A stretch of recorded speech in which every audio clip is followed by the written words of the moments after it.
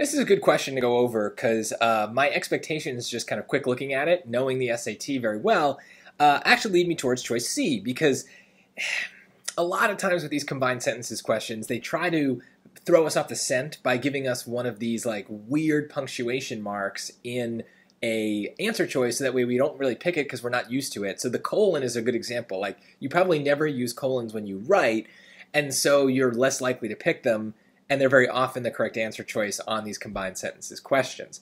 But it's not the correct answer here, and the reason has to do with, well, what is this question testing? We're supposed to always ask that. We're supposed to always try to predict the question. That's especially important for combined sentences questions where there just feels like there's a lot going on. It's not grammar, it's more about the ideas. And a colon is a unique punctuation mark in that it's conveying ideas in the way it's used. So just as a refresher, so grammatically speaking, in order to use a colon, we need to have a complete sentence before the colon, and then afterwards we have some options. We could have a complete sentence, we could have a fragment, we could have a list, we've got lots of options. But grammatically, that checks out, right? The plainer rooms are more sparsely furnished. That's a complete sentence. So that part checks out. And then why even bother checking what comes after if, it can be anything at all? Well, here's the relationship, though, between these two things. What we need is for the second part to kind of answer or explain something about the first part. Usually I say that there's like an implied question in the first part that the second part is answering. So here's how I would read choice C, kind of like to get the ideas. The plainer rooms are more sparsely furnished. Why are they more sparsely furnished? Their architectural features, furnishings, and decorations are just as true to the periods they represent. Well, if that didn't make sense, then that kind of shows why the colon isn't right. The second piece isn't really answering the question I asked. It's not really answering any question that I could ask about the first part. It's just like a separate idea. And so for that reason, a colon is not a good choice here. It connects ideas in a very specific kind of way, but these ideas are not related in that way.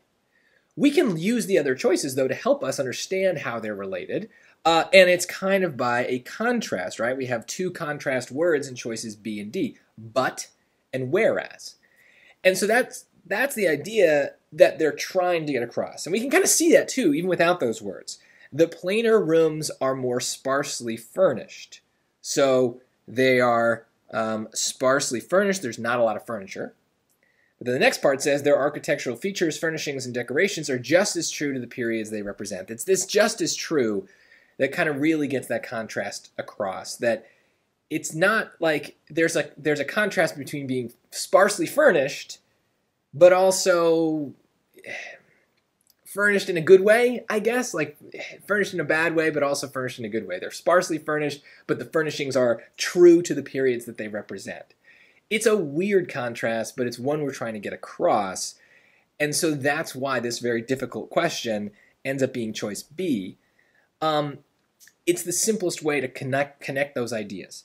Choice A doesn't have any sort of contrasting idea. The plainer rooms are more sparsely furnished by their architectural features, furnishings, and decorations. Well, it would be weird to say that something is furnished by the decorations and features, maybe by the furnishings, but a feature is not furniture.